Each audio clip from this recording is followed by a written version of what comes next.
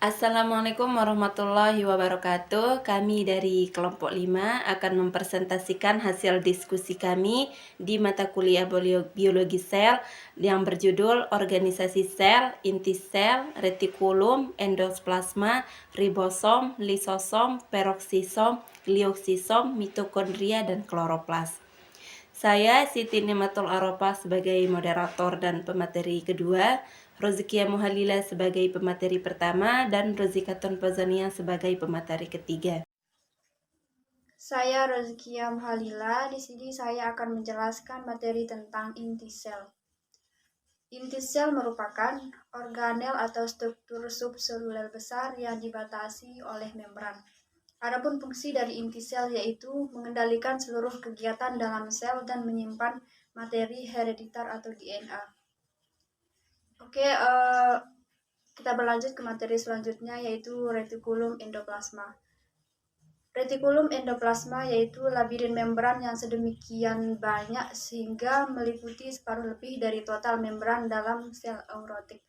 Adapun fungsi dari retikulum endoplasma yaitu memproses dan memindahkan molekul yang dihasilkan oleh sel baik ke dalam maupun keluar sel. Materi ketiga yaitu ribosom. Pengertian ribosom yaitu suatu organel yang memiliki ukuran kecil, padat, dan juga tidak memiliki membran yang biasanya ada pada semua sel. Adapun fungsi dari ribosom yaitu sebagai salah satu organ sel yang membantu proses pembuatan protein di dalam sel. Adapun ciri-ciri dari ribosom yaitu yang pertama, terdapat pada setiap makhluk hidup. Yang kedua, merupakan organ sel terkecil dalam sel. Dan yang terakhir yaitu bentuknya menyerupai butiran kecil. Saya akan melanjutkan dari pemateri yang di atas, yaitu lisosom. Pengertian lisosom adalah organ dalam sel tubuh yang berfungsi mencerna senyawa, karbohidrat, dan protein. Fungsi utama untuk pencernaan intraseluler, daur ulang sel, dan juga menghancurkan patogen penyebab penyakit. Yang kedua, peroksisom. Pengertian peroksisom adalah suatu ruangan metabolisme khusus yang dikelilingi oleh membran tunggal. Ciri-cirinya yaitu dalam peroksisom terdapat banyak enzim, yaitu sekitar 50 enzim. Kedua, kantungnya memiliki lapisan membran yang berisi enzim katalase dan hidrolase. Ketiga, dilindungi atau terbungkus membran tunggal. Fungsinya yaitu untuk menyederhanakan asam lemak yang panjang melalui beta oksida. Yang ketiga adalah glioksisom. Pengertian glioksisom adalah organel yang di dalamnya berisi enzim untuk siklus glioksolat.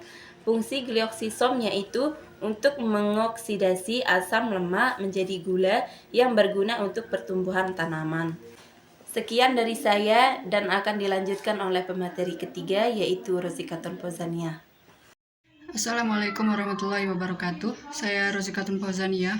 Di sini saya sebagai pemateri ketiga dan saya akan menjelaskan tentang mitokondria. Mitokondria adalah organel berbentuk bulat hingga oval yang ditemukan di sel organisme eukariotik dan fungsinya yaitu sebagai penghasil energi. Adapun ciri-ciri mitokondria yaitu yang pertama adalah ada dalam sel eukariotik. Secara umum bentuknya lonjong, memiliki dua lapisan membran.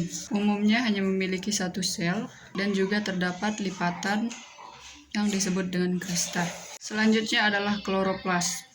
Kloroplas adalah organel plastida yang mengandung pigmen hijau atau klorofil. Adapun ciri-ciri kloroplas adalah yaitu berwarna hijau, mengandung zat pigmen klorofil dan berbentuk bulat atau lonjong. Adapun fungsi kloroplas adalah sebagai tempat berlangsungnya fotosintesis dengan bantuan sinar matahari. Sekian dari saya. Assalamualaikum warahmatullahi wabarakatuh.